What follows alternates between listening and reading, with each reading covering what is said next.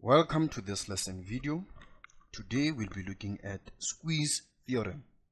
Let us start. Before we look at examples, let us simply go through the basics of squeeze theorem. What is the basic behind the application of squeeze theorem?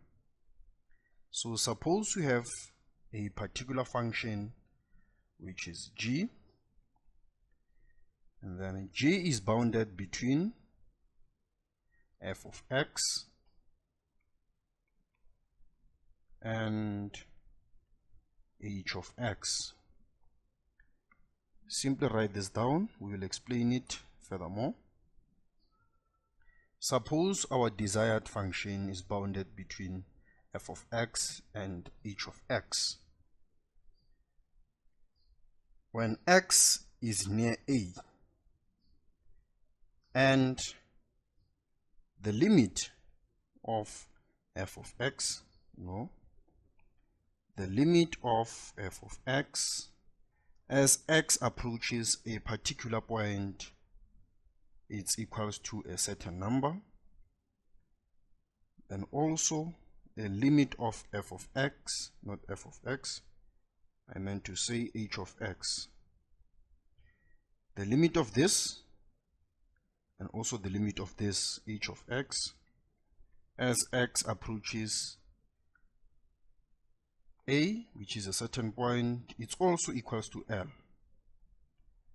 Then definitely sure we can conclude that the limit of g of x as x approaches a, it will also be L. So basically what we are trying to say is that the limit of f of x as x approaches a, it's equals to the limit of x approaching a of h of x, whereby the limits of both of these functions is equals to a certain number. Then the limit of our desired function will also be equals to the very same number. That is the basic knowledge behind squeeze theorem. We look at examples and see how we apply this. This is our first example. You can say this is example number 1. Find the limit of this using squeeze theorem. I know that a trig function can be a bit complex compared to algebra, but then let us do it. When trying to find functions to use to squeeze g of x, so we are trying to see this will be our g of x, this is our g of x. Now we are only given g of x, we are not given the functions h of x and f of x, of which we are going to squeeze g of x in between.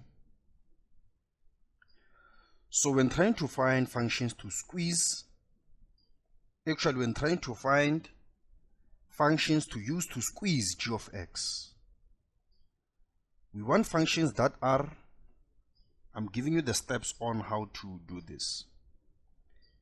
We are going to look for functions which are similar enough to g of x that can be used to squeeze this g of x. So the first step that you are going to do,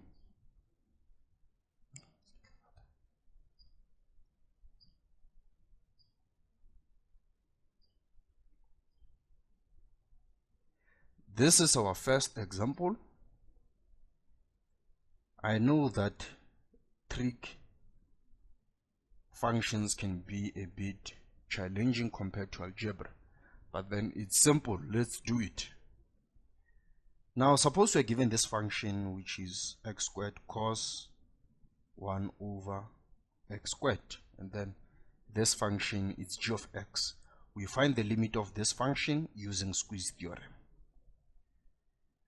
Now we are only given g of x, we are looking for f of x and h of x. what we are going to do, we are going to take out all the constants from g of x. This is the first step that we are going to use. The amplitude we substitute by x. So initially g of x, it's this function, but then you can see that it's not complete, and then it's bounded between -1 and 1. That is your first step. The second step that we are going to do, we are going to change our amplitude to our given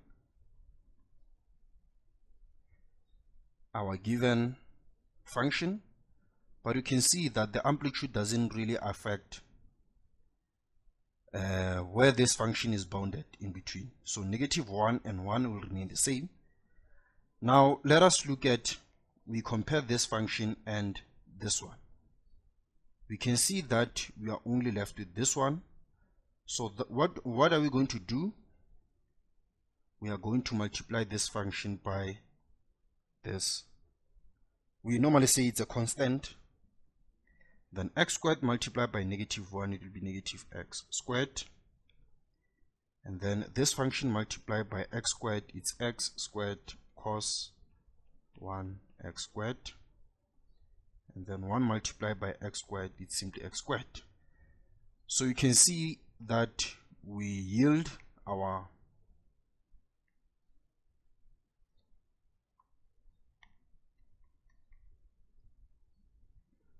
that equation. This is our g of x, then this is our h of x. We can see that we have two functions which we are squeezing g of x.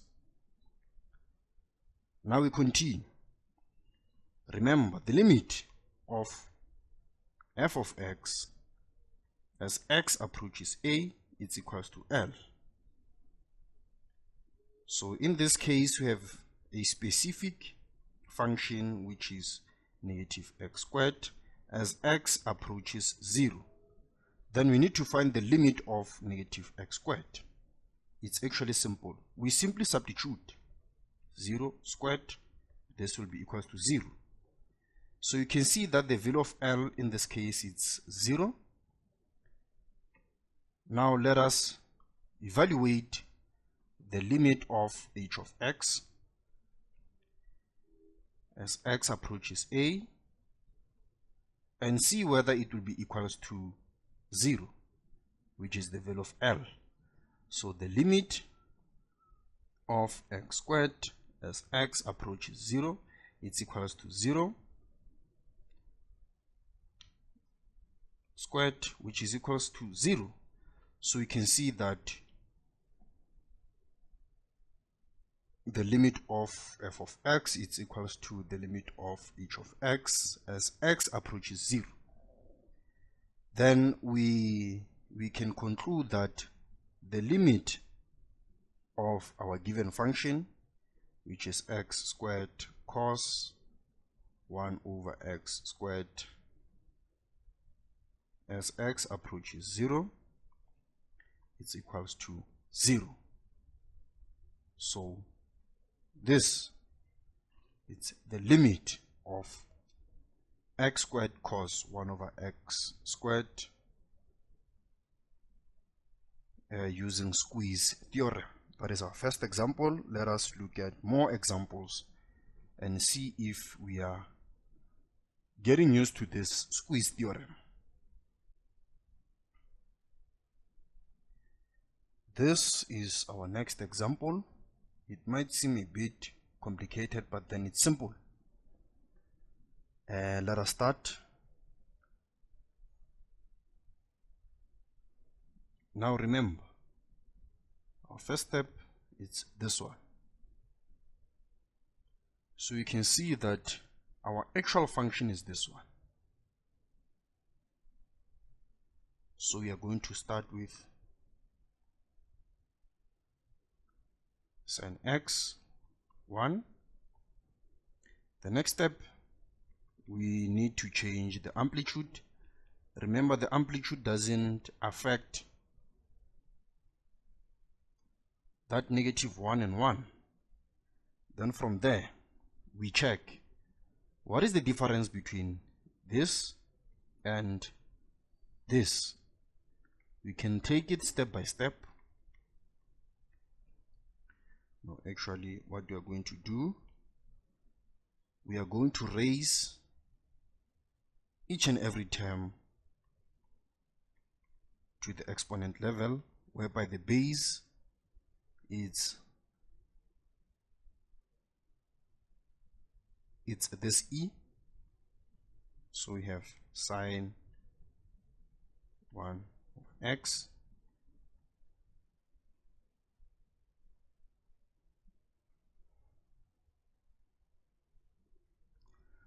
from here. We can see that we compare again. We can see that comparing the two again, we are left with x squared. So it's x squared. Then we have x squared e to the power 1, x squared e to the power sine x squared e to the power 1.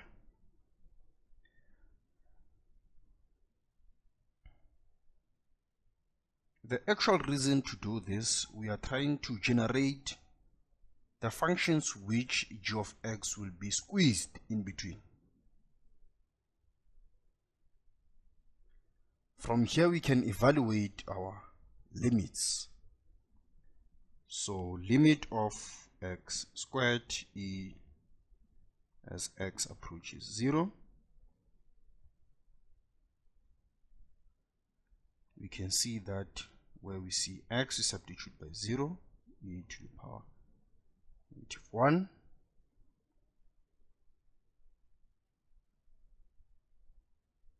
This will actually be 0. So we go to the next one, limit of x approaching 0, x squared e to the power +1. Then we have 0 squared e to the power +1. The answer will be 0. Then we conclude the limit as x approaches 0 of x squared e sine 1 over x. The answer will be equals to 0. Another solution for the second example of squeeze theorem.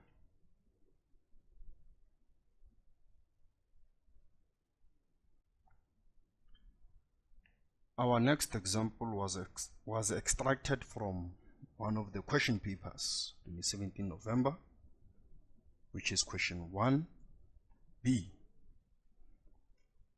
We use squeeze theorem to determine the limit of this function. Remember, -1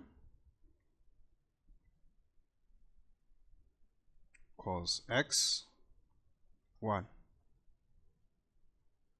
Feel free to pause the video, work out this question, and play the video to verify your answer. The amplitude will change. -1 and 1 will remain the same.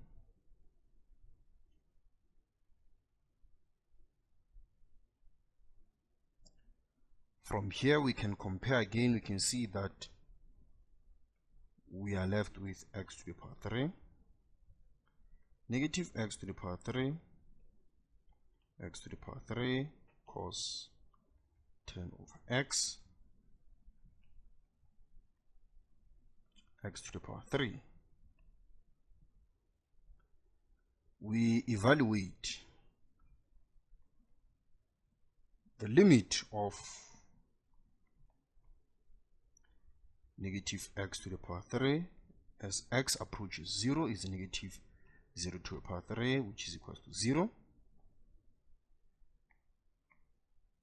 The limit of x to the power 3 as x approaches 0 is equals to 0 to the power 3, 0. Then we conclude that using squeeze theorem, let me actually use a different. The limit as x approaches 0 of x to the power 3 cos 10 over x, it's also equals to 0.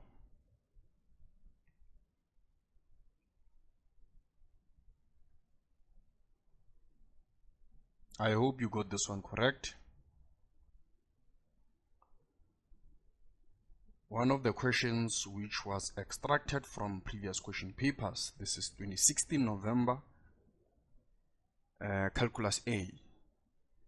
So this question is actually saying use the squeeze theorem to show that the limit of x, the limit of this function as x approaches infinity, it's equals to 0. So we need to prove that the limit of this function as x approaches infinity is equals to 0. -1 sine x 1. -1 sine e to the power x 1. We can see that what is left, how do we actually take this function to this one? We can multiply by 1 over x. So we have -1 over x sine over x positive 1 over x. The reason behind, we need to find the two functions which will squeeze our given function. So the limit of -1 over x as x approaches infinity is equals to,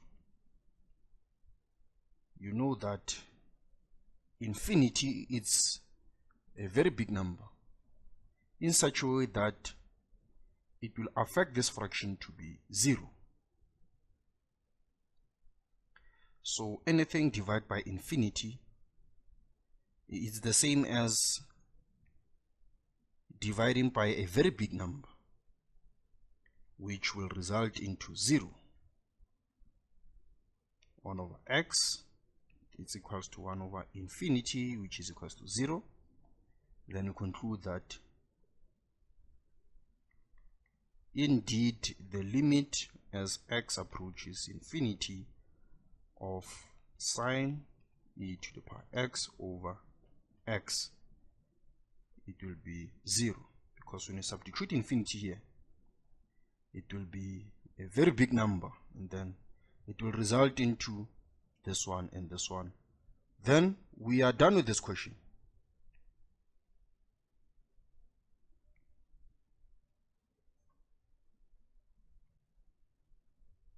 Our next example, we squeeze.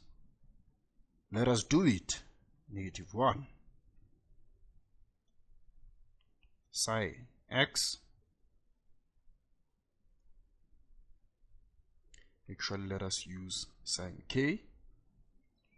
1